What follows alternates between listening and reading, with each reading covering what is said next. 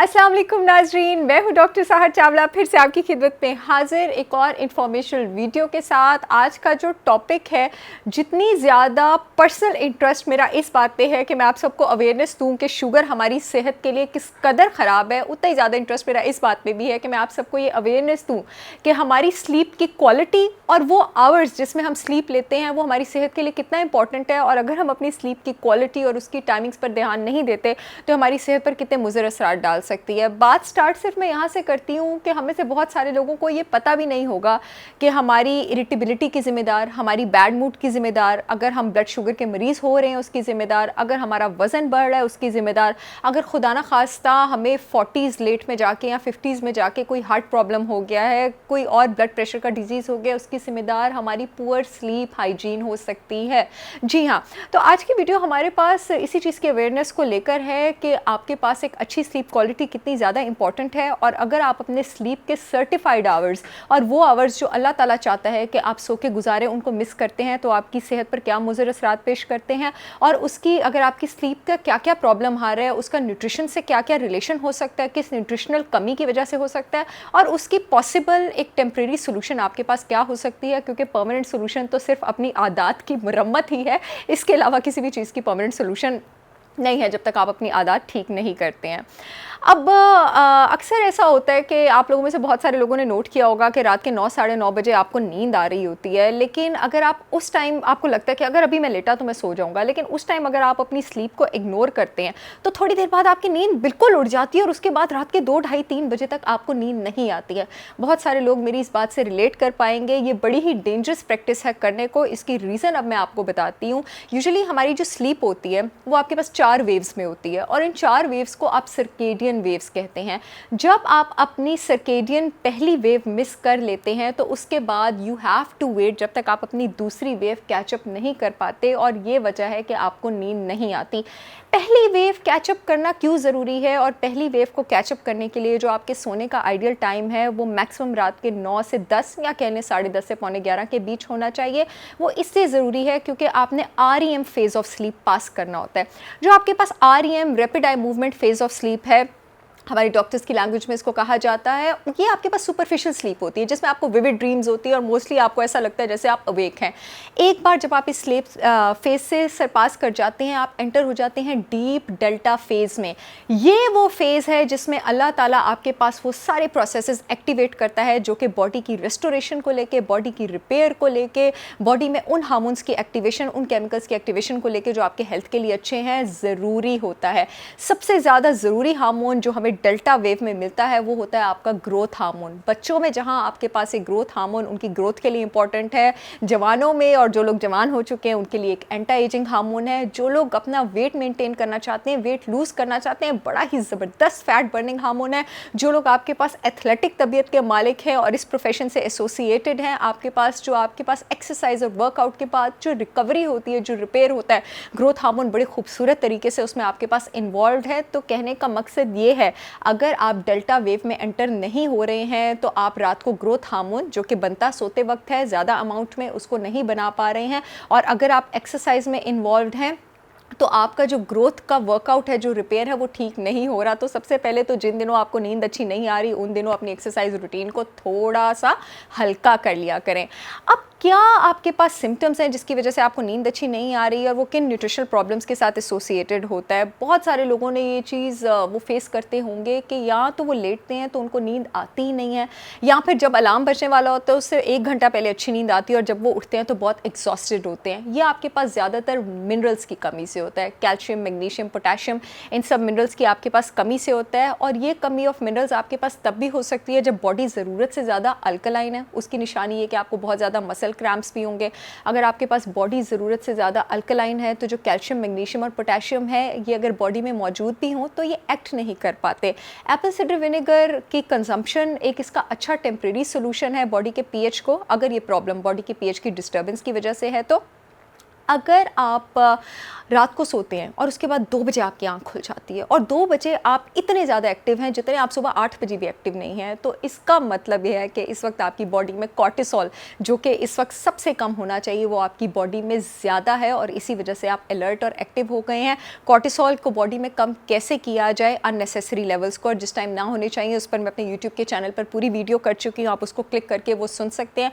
यहाँ मैं ये बताती चलूँ कि कॉर्टिसोल बढ़ने के बहुत सारे रीजंस हो सकते हैं, ठीक है। एक ही रीज़न हो सकता है कि आप स्टिमुलेंट्स बहुत ज़्यादा ले रहे हैं, रात के टाइम आप प्रोटीन बहुत ज़्यादा ले रहे हैं। रात के टाइम टू मच प्रोटीन जो है उसको भी अवॉइड किया जाता है। 3 से 5 आउंस से ज़्यादा चिकन या मीट की सर्विंग ना रखें, क्योंकि वो भी स्टिमुलेंट होता है। कैफीन का कंजम्पशन आप बहुत ज़्यादा कर रहे हैं। कॉर्टिसोल आपके पास तब भी ज़्यादा हो सकता है जब बॉडी में आपके पास इंसुलिन बहुत ज़्यादा है, क्योंकि जब आपके पास इंसुलिन ज़्यादा होता है, इंसुलिन पर मैं बहुत वीडियोज़ कर चुकी हूँ, तो वो आपके सिंपैथेटिक नर्वस सिस्टम को एक्टिवेट करता रहता है। सिंपैथेटिक नर्वस सिस्टम का काम है आपके कॉर्टिसोल को एक्टिवेट करना।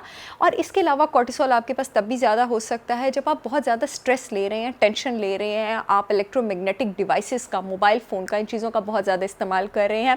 हो सकता है कि आप सोते वक्त तक अपने मोबाइल को छोड़ते नहीं हैं। जो मोबाइल की ब्लू लाइट होती है वो बॉडी में कॉर्टिसोल को ज़रूरत से ज़्यादा रेज रखती है, और जो आपके पास मेलाटोनिन होता है, रिलैक्सिंग हार्मोन, जो सोने के वक्त बनना चाहिए, उसके लेवल्स को ज़रूरत से ज़्यादा कम कर सकती है। अगर आपको नींद में ये प्रॉब्लम आती है कि आपको यूरिनेशन बहुत ज़्यादा आती है, you have an over active bladder, और आपको बार बार बाथरूम में जाना पड़ रहा है, तो उसका मतलब हो सकता है कि आप डायबिटिक और प्री डायबिटिक भी हो सकते हैं और आपके इंसुलिन लेवल्स बहुत ज़्यादा हैं।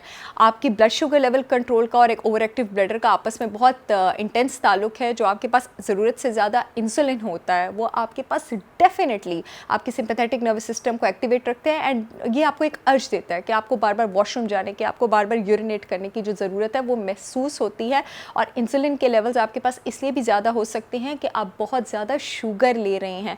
जब आप बहुत ज़्यादा शुगर और बहुत ज़्यादा कार्बोहाइड्रेट लेते हैं तो इंसुलिन रेजिस्टेंस की प्रॉब्लम आपको हो जाती है। इसका बेहतरीन तोड़ आपके पास ये है कि आप इंटरमिटेंट फास्टिंग करें, बगैर सोचे समझे। बुलेट प्रूफ तोड़ ये है कि अगर आपको ओवर एक्टिव ब्लैडर है, ठीक है, तो आप इंटरमिटेंट फास्टिंग करें और आप थोड़े अरसे में देखेंगे कि जो आपकी स्लीप रूटीन है वो भी बेटर होना शुरू हो गई है। मोस्टली हमारे पास ये होता है कि जिन लोगों की बहुत ज़्यादा एक्सेसिव एक्सरसाइज रूटीन होती है, मैं हमेशा इंटरवल ट्रेनिंग के हक़ में बोलती हूँ, क्योंकि इंटरवल ट्रेनिंग में आपके पास ये होता है कि आपके पल्स रेट को रेस्ट करने का मौका मिल जाता है। यूजुअली जो क्रॉसफिट ट्रेनिंग होती है ये एक एवरेज पर्सन के लिए बहुत ज़्यादा अच्छी नहीं है, क्योंकि इसमें बहुत देर आपके पास जो पल्स रेट है आपका वो बहुत हाई रहता है, और उसके बाद जो आपका रेस्ट पीरियड होता है वो बहुत कम होता है, पल्स नॉर्मल नहीं आती और उसके बाद पल्स रेट हाई चला जाता है। ऐसे लोगों में जब इस तरह की आपके पास ट्रेनिंग होती है उनमें यूजुअली स्लीप डिस्टर्बेंसेस होते हैं। अगर आप तकिए पे सर रखते हैं और आप अपने दिल की धड़क सुन सकते हैं, तो या तो वो आपकी ओवर एक्सेसिव क्रॉसफिट ट्रेनिंग की वजह से, और अगर आप क्रॉसफिट ट्रेनिंग नहीं कर रहे तो उसकी एक वजह आपके जिस्म में पोटेशियम की कमी हो सकती है। जी हाँ, अगर आपके जिस्म में पोटेशियम की कमी होती है तो आपकी हार्ट बीट जो है वो ज़रूरत से ज़्यादा तेज़ रहती है। तो ये वक्त है कि आप अपने आप को डिटॉक्स करें और at least 7 to 10 cups of servings जो है आपके पास वेजिटेबल्स की और फलों की, इन सब चीज़ों की लेना शुरू कर दें। विटामिन B1 की कमी जो है, शुगर, वो भी आपके पास बॉडी में इम्पोज करता है। अब B1 की कमी, एक तो आप शुगर ज़्यादा लेंगे, आपको इंसुलिन रेजिस्टेंस होगी। जब आपके पास B1 की कमी होती है तो B1 की कमी से आपको रेस्टलेस लेग सिंड्रोम भी हो जाता है। रेस्टलेस लेग सिंड्रोम आपको B1 की कमी से भी हो सकता है, और ये रेस्टलेस लेग सिंड्रोम आपको इस वजह से भी हो सकता है अगर आप ज़रूरत से ज़्यादा एक्सरसाइज कर रहे हैं, तो ये भी आपकी नींद में प्रॉब्लम हो सकता है। इसको रिकग्नाइज़ करें, B1 सप्लीमेंट्स और ओमेगा 3 सप्लीमेंट्स जो है आप अपने पास लेना शुरू करें।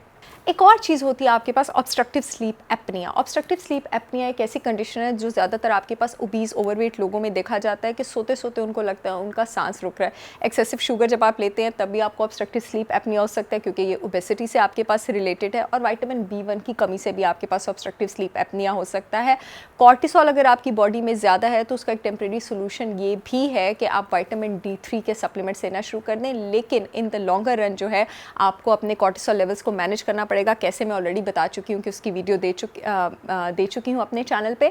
जो विमेन मीनोपॉजल होती हैं, यानी जो मीनोपॉज की स्टेज पर अपनी लाइफ में आ रही होती है, उनको हॉट फ्लैशेस का बहुत ज़्यादा प्रॉब्लम होता है। तो उनको अगर नींद में प्रॉब्लम होती है हॉट फ्लैशेस की वजह से, उसका अच्छा सोल्यूशन है कि वो अच्छा आयोडीन जो है लें खाने से, जो कि वो सी कैल्प और सी फूड से अपने पास ले सकती हैं। इसके अलावा वो अपने पास विटामिन ई सप्लीमेंट्स ले सकती हैं, वो उनके लिए बहुत ज़्यादा अच्छे हैं। जिन लोगों को स्टफ़ी साइनस है, स्टफ़ी साइनस पर इंशाल्लाह मैं एक पूरी कंप्लीट वीडियो करूंगी, लेकिन बेटर है कि वो हर तरह का डेयरी अवॉइड करें और इसके अलावा वो गार्लिक लें। अगर गार्लिक बर्दाश्त नहीं करते तो वो खाली गार्लिक सप्लीमेंट्स आपके पास ले सकते हैं। पोटेशियम सप्लीमेंट्स मैं रिकमेंड करूँगी उन लोगों को जो ज़्यादा शुगर की वजह से सो नहीं पा रहे हैं, जिनको इंसुलिन रेजिस्टेंस का प्रॉब्लम है या जो एक्सेसिव एक्सरसाइज कर रहे हैं, क्योंकि इन सब केसेस में आपके पास जो आपके मसल है उसमें लैक्टिक एसिड बिल्ट होना शुरू हो जाता है। और जो पोटेशियम सप्लीमेंट है, बल्कि B1 सप्लीमेंट है, वो आपकी बॉडी से ये जो लैक्टिक एसिड है, इस एक्सेसिव लैक्टिक एसिड, ज़रूरत से ज़्यादा लैक्टिक एसिड, इसके लेवल्स को कम करना शुरू कर देता है। तो ये तो थी थोड़ी सी रीज़न्स आपके पास जिससे आपकी नींद ख़राब हो सकती है और आप उसको न्यूट्रिशन से कैसे रिलेट कर सकते हैं। और साथ ही साथ थोड़ी सी अवेयरनेस मैंने आपको ये भी देने की कोशिश की है कि आपको वक्त पे सोना है और क्वालिटी आपको 6 to 8 आवर्स ऑफ स्लीप लेनी है, वरना आप डेल्टा वेव में एंटर नहीं हो पाएंगे और अपना ग्रोथ हार्मोन और वो सारे अच्छे एंटी इन्फ्लेमेटरी केमिकल्स प्रोड्यूस नहीं कर पाएंगे जो कि बॉडी की रिकवरी के लिए ज़रूरी है। इंशाल्लाह बहुत जल्द आप लोगों से एक और इन्फॉर्मेशनल वीडियो के साथ मुलाकात होगी। तब तक के लिए मुझे इजाज़त दें। अल्लाह हाफ़िज़।